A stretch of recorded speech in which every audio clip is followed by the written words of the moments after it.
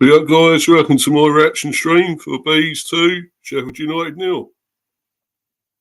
Come on, you Bees. Brilliant. Brilliant from us Bees today.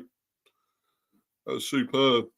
We needed this. I know I wasn't going to do this reaction today. It was going to be tomorrow, but decided to go ahead with it. And I know the Man United match is still on at the moment. Bournemouth are beating United 2-1. So that's great, you know. I actually hope Bournemouth win. I did have 2-1 Bournemouth, so I've got a feeling it won't finish like that. And Man United could be lucky yet again and get a result. You never know with them, but they can be so jammy. But the way it's gone, I think Bournemouth should be winning by a long way. But I'm not here to talk about that match. I'm here to discuss this brilliant victory for the Bees, and a much-needed victory. Takes us up to 14th. And because as I said earlier in my update stream earlier on, you know, if we go 14th, you know, because Palace haven't played yet and they're playing tomorrow, playing Liverpool. So I cannot see them getting anything against Liverpool. So I'm sure we'll stay 14th. We got 32 points.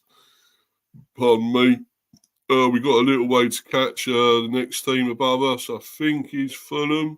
I can't remember. I think it's Fulham. Got 39, so there's a little way to go to catch them. I doubt we can, but main thing is we're up to 14th. We're looking in safe position now. I can't see any of the others catching us, Luton or Everton, Forest. I can't see any of them catching us. And of course we've got Luton next Saturday. That's still a big one. But if we lose that one now. I think we're safe enough. And, you know, I still would like to see us do well. You know, keep going with these wins now. We've got confidence. We're on a good run. We haven't lost for a little while.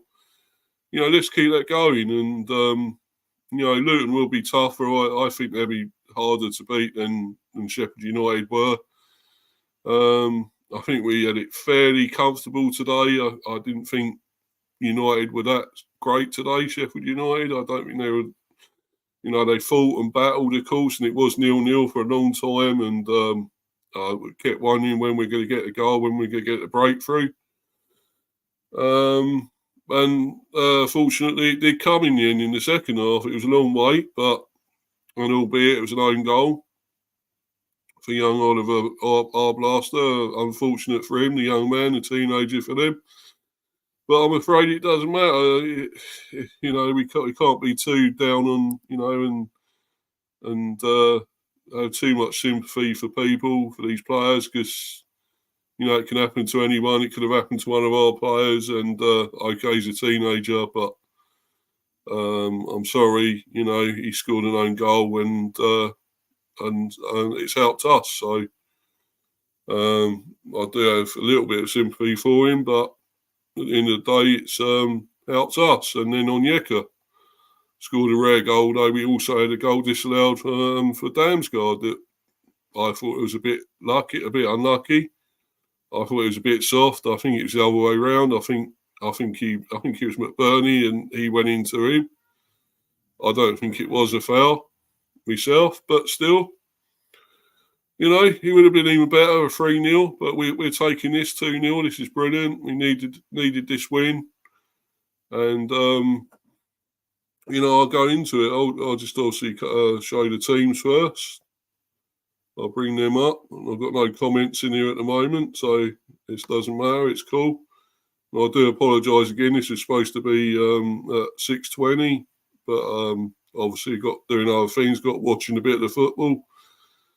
Bournemouth and United, of course. So, but never mind. I'm on here now, so I'll keep going with it now. So here it goes. I'll share the screen.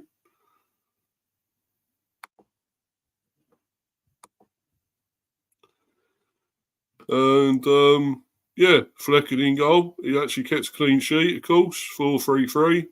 It was, of course. We changed the formation at last.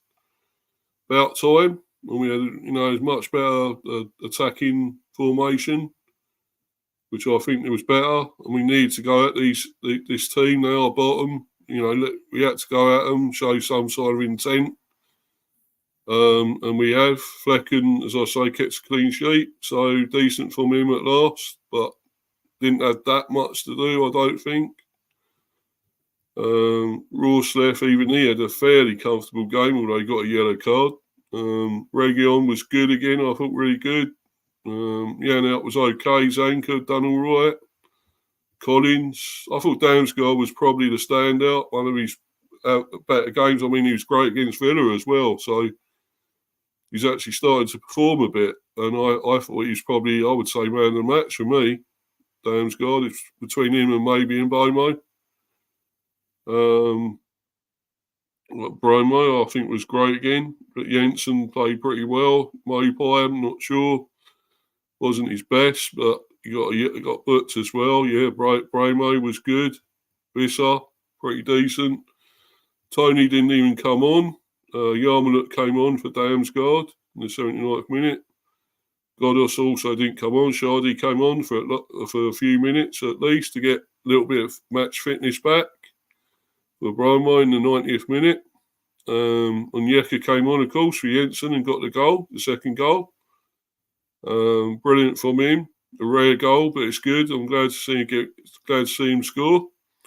Strakosha, of course, there. Lewis Potter came on for Mopai in the 79th minute.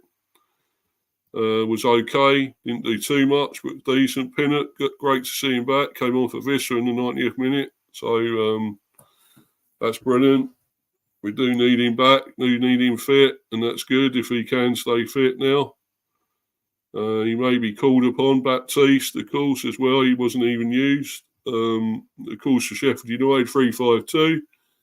Gerbic in goal. Bogle, Larouche, Trusty, I can't even say it so hard. Armahedzic, Holgate, Hamer, Osborne, McBurney, Brereton, Diaz there. Arblaster, the unfortunate own goal, of course. Norwood on the bench. Archer came on for Bogle in the 76th minute. Brooks, McAtee came on for Larouche in the 57th minute. Curtis, Fotheringham, Asula, Ben Slimani came on for Holgate in the 91st minute. And Vinicius Souza. So, yeah, those are two teams. We had 53% possession, so they're 47%.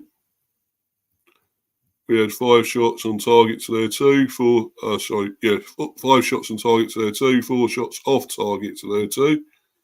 We created 2 big chances to their 1. We had 390 total passes to their 341. 299 complete passes to their 239. We done 10 tackles to their 8. No blocks to their 4. They done 53 duels 1 to our 50. Had 6 corners to our 3. We had 3 offsides to their 2, and they committed 11 fouls to our 8.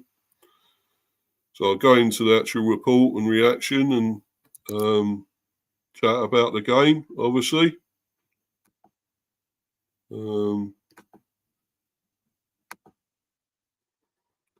Here we go. So I'll go into this about it. And Brentford 2, Sheffield United 0. Yes. Brilliant from the Bees. Substitute Frank Onyeka scores in second half stoppage time to secure Brentford a much needed win over Sheffield United. Oliver Arblaster turned Mikel Damsgaard's cut back into his own net to give the Bees the lead on 63 minutes. Damsgaard's well-struck volley chalked off after a VAR review, which was unfortunate. I think it should have been a goal myself, but there you go. It wasn't. Thomas Frank, we finally got that little bit of luck that we have been searching for. Exactly. We did. Substitute Frank Onyeka scored in second half stoppage time to secure Brentford a much-needed win over Sheffield United. The game burst into life after the break. Oliver Arblaster turned Mikel Damsgaard's cut back into his own net on 63 minutes before Onyeka wrapped up the points late on with his first Bees goal. Yeah, was actually his first one. I forgot it was his first. But brilliant. Damsgaard was controversially denied a goal of his own on 68 minutes. His well-struck volley chalked off after a VAR review. Mopai goes closest during tightly contested first half. There was one personnel change in the switcher system. One personnel change in the switcher system for the Blades' visit to West London.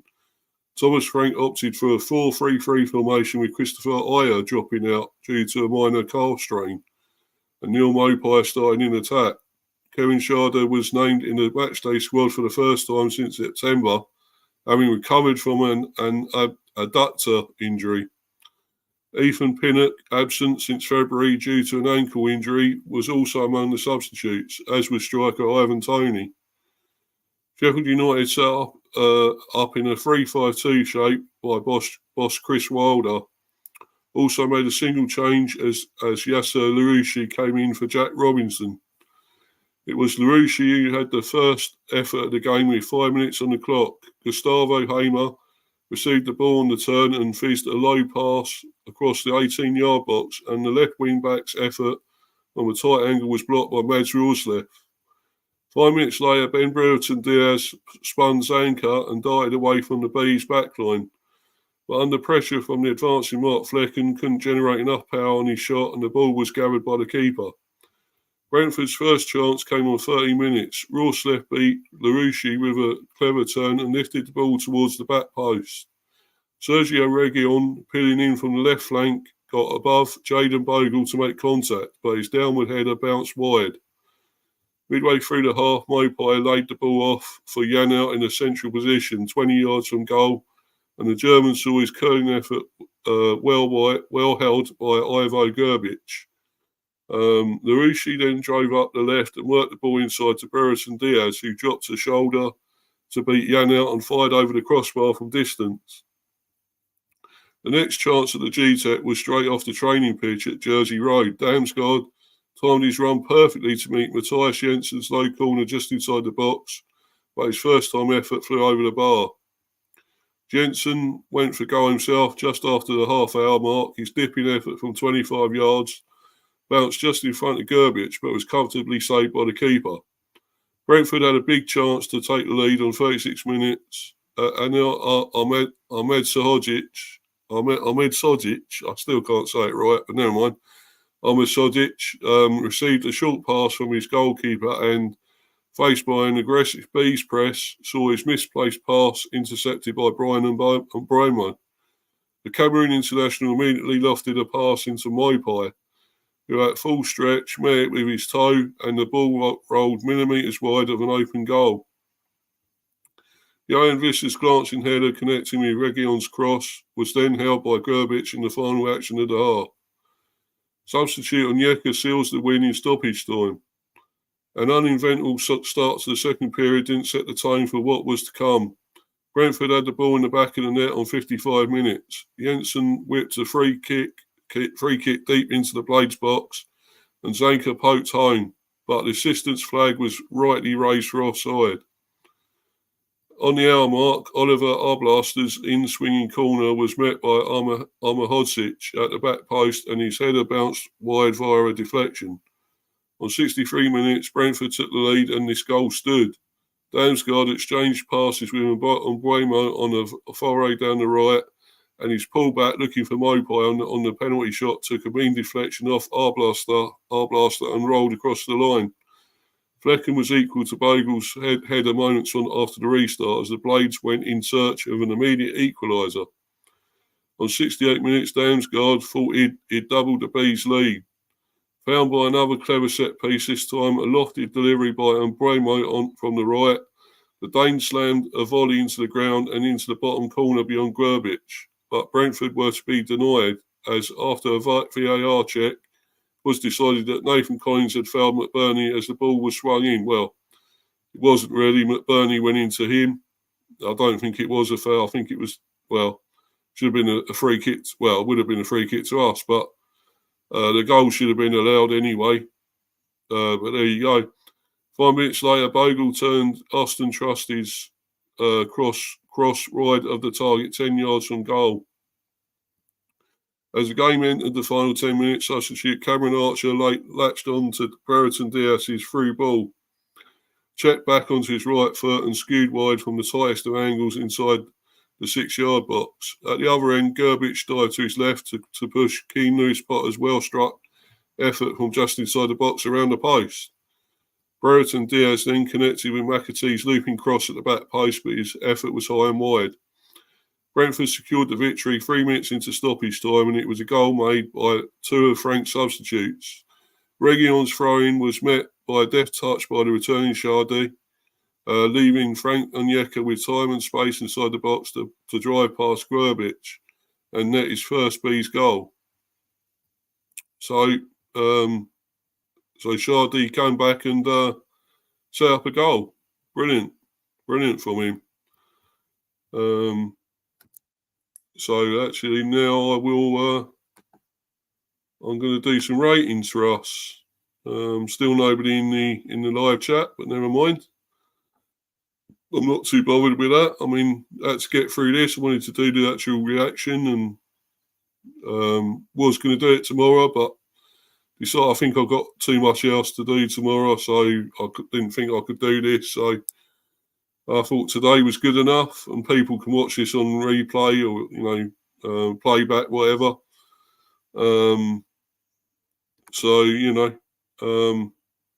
Anyway, I'll get to this.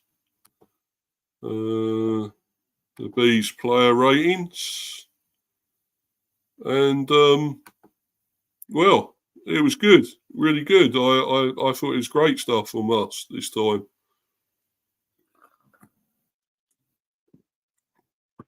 Yes, you got to take the opposition quality into account, that they weren't probably at their best. They weren't a great team, Sheffield United. Yes, of course, they beat us in the first game at Bramall Lane.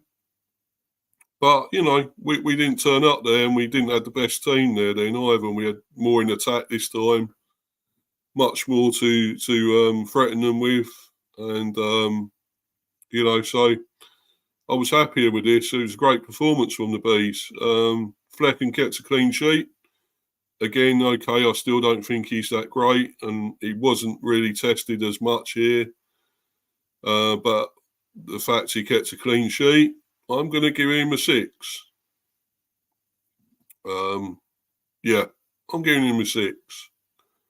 At least for the clean sheet. He didn't have as much to do here, and I think he'll be tested more against Luton next Saturday. I really do. I think they're a really good team. I mean, of course, they were thrashed today by City 5-1, but they're still a good team, Luton. You just cannot underestimate them or disrespect them. They are really good, and I think they'll turn up. They'll be feeling that, be hurt by that 5-1, and I think they'll turn up ready to try and get one over on us. I really do, because they didn't turn up against us in the last game either. So at the Gtech when we beat them, so I think this time it'll be tougher. I really do. Rawcliffe, I will give him, again, I don't think he's a fantastic player, but he didn't have as much to do. He was fairly comfortable for him, so I'm going to give him a 6 as well for a change. I thought we were still good at the back. Zanka was good. Really rated him. Again, I'm giving him a 7. And Collins a 7. Reguilon, I'll give him an 8 because I think he was still really threatening going forward. So I'll give him an 8 there. Yannick a 7. I thought Damsgaard, for me, man of the match. Definitely this time. He's another great performance. I'm giving him a 9. Should have had a goal allowed as well. So I'm giving him man of the match with a 9. I thought he was brilliant. Yeah, again. Jensen, good again, I thought, really good. I'll give him a 7. Onyeka came on and scored. So for that reason, I'm going to give him a 7 as well. Fisher looked good again. That's got around the pitch, really harrying and putting pressure on the players, defenders and stuff. So I'm giving him a 7. Pinnock came on. Oh, sorry, Yarmulke as well came on. He done all right. Looked good when he came on. So I'll give him a 6 anyway. Yeah, as I say, Onyeka a 7 for scoring. Visser, of course, a 7. And Pinnock, I'm giving him. He didn't have much chance to do a lot. I'll give him a 5. Mopai, I don't think was great, but I'm giving him a 6. Lewis Potter came on, didn't do too much either. So I'll give him a 5. Bramo was great again. I thought he looked really good again. I'm giving him an 8. And Shardy came on and set up a goal, so I'll give him a 6. And of course, subs not used: Strakosha, Godos, Tony, and Baptiste.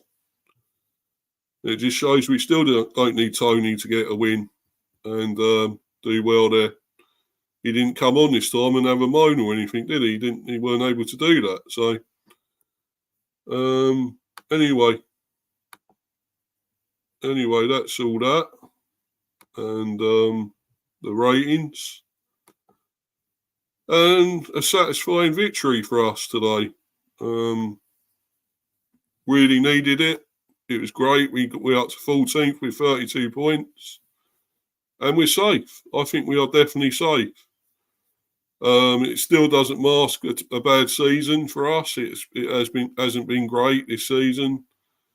And I really want to try and forget this. We need to forget all this and move on next season. And depending who's coming in, we know Tony is going to leave. It might be a lot cheaper than it should be, but I think we need to get rid of him. We really do. He's got a bad attitude, and it's like a virus creeping into the team. And after what happened last Saturday, last week, that thing with Collins, it just shows his attitude is bad.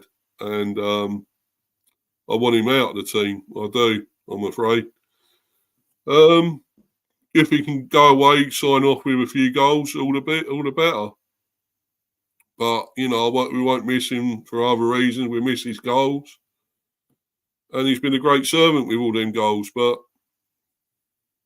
what comes with it, the baggage, we don't want it. And if he does go to Arsenal, I can't see that happening because, as other people have mentioned, I don't think Arteta will put up with him. He can't handle that. He can't handle these big egos with whatever bad attitude. So I can't see him going there. But as long as he goes, that's all that matters. And then we get enough money. We've already looking beyond this and beyond looking past all this. For next season already, we're going to get players in. We could get Igor, that striker we're getting. We get Sammy Schmodix maybe.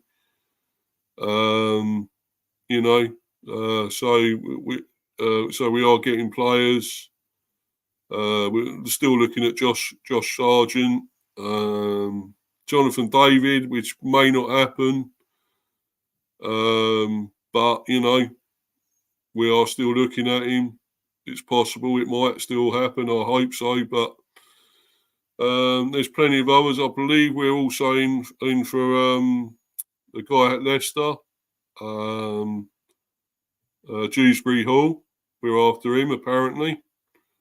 So we are looking. We are looking now for next season. We are forgetting this one. We've got to move on. This has been a poor season compared to the other two we've had.